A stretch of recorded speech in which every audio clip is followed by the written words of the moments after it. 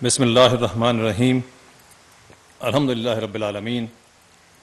Wassalatu wassalamu ala Rasulihil Kareem. Admiral Naveed Ashraf, Chief of the Naval Staff, TASIC, former Chiefs of the Naval Staff,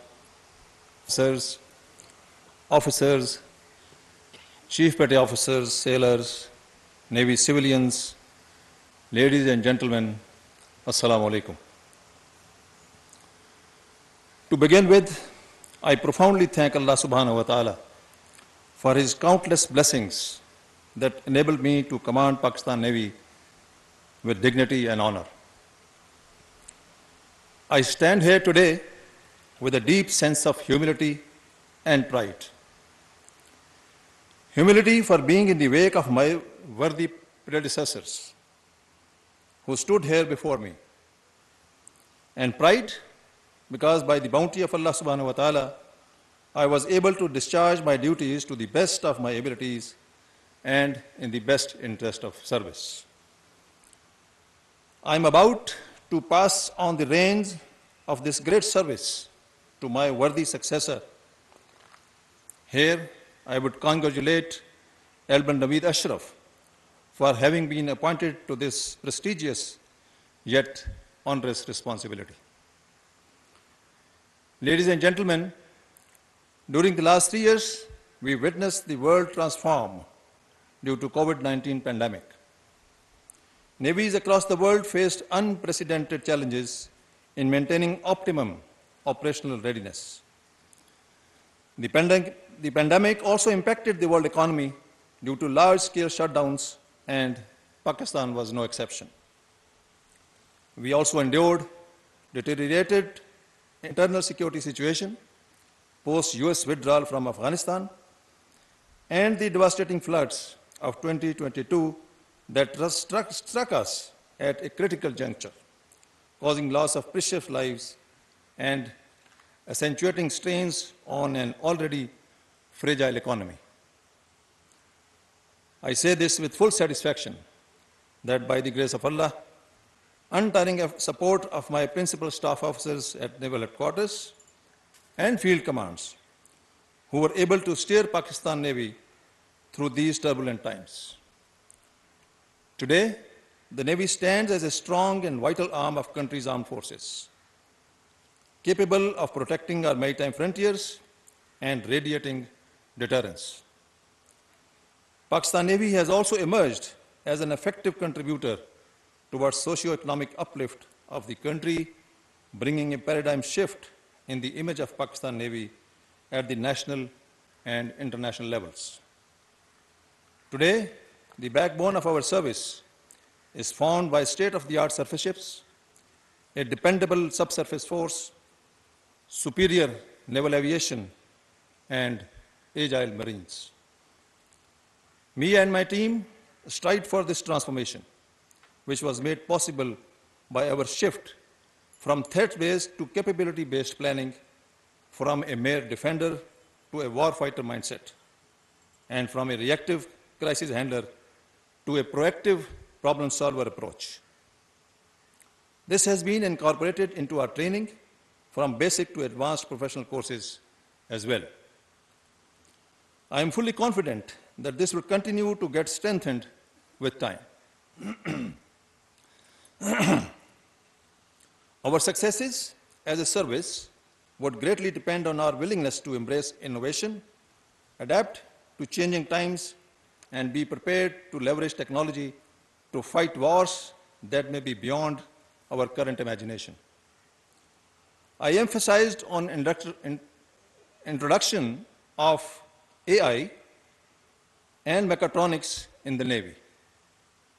We must keep in mind that capabilities of artificial intelligence, robotics, and unmanned systems would be the cornerstones of success or failure in the next conflict. We cannot afford to ignore these domains, not even slightly.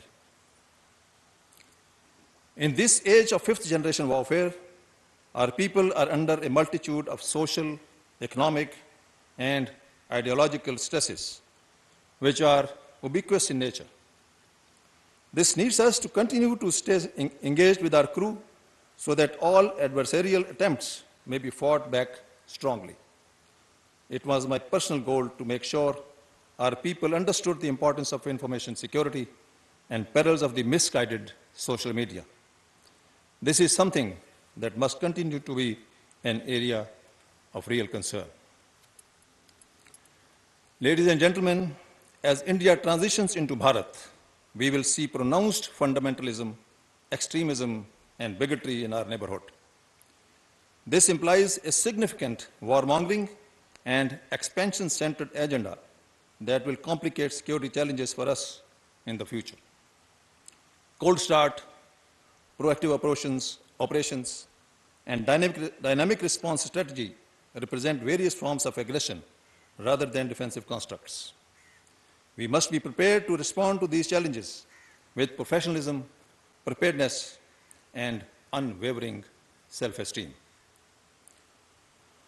Apart from the traditional nemesis, we face myriad non-traditional and unconventional threats. Although the number and intensity of these threats might change, they will continue to perpetuate our security priorities. Terror groups, non-state actors, and subnational dissidents will remain a source of hybrid war, stretching our warfighting resources. Situational awareness and training at all levels will be the principal determinant of our dominance over these forces of tyranny across the spectrum of conflict. Ladies and gentlemen, Pakistan believes in collaboration when it comes to maritime security. Being the first regional country to join CMF's initiatives, Pakistan was again the first country to voice for and demonstrate the region-led, region-owned maritime construct of regional maritime security patrols. Aman series of exercises are one of the biggest international platforms for many nations around the world to muster together and share views on issues surrounding security and threats. Our Navy is the major practical component of Pakistan's foreign policy. Our ships carry the impression of first responders whenever a humanitarian crisis strikes humanity.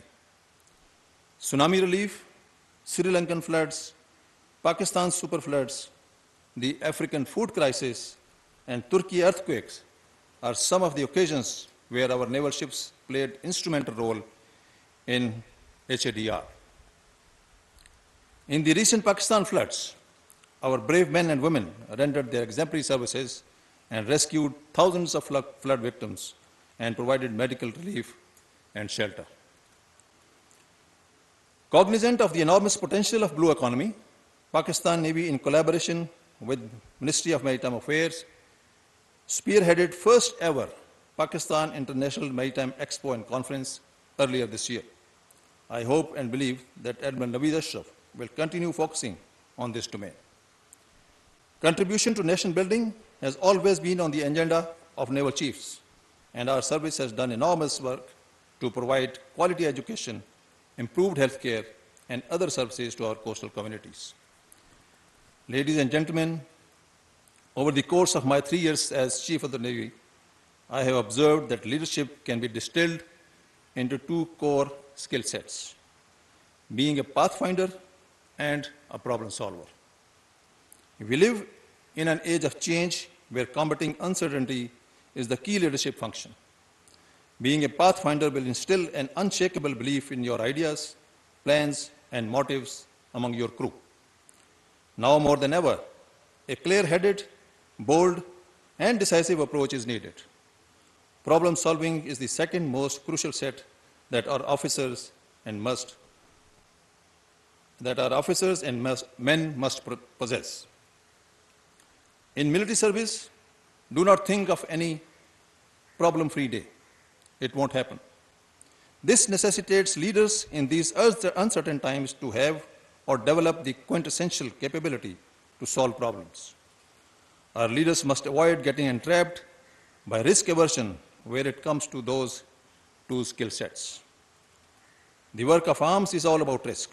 An innovative, progressive, and forward-looking disposition is far more essential for our Navy than a life anchored in careerism material pursuits, and outward success. So, my dear shipmates, beware of these.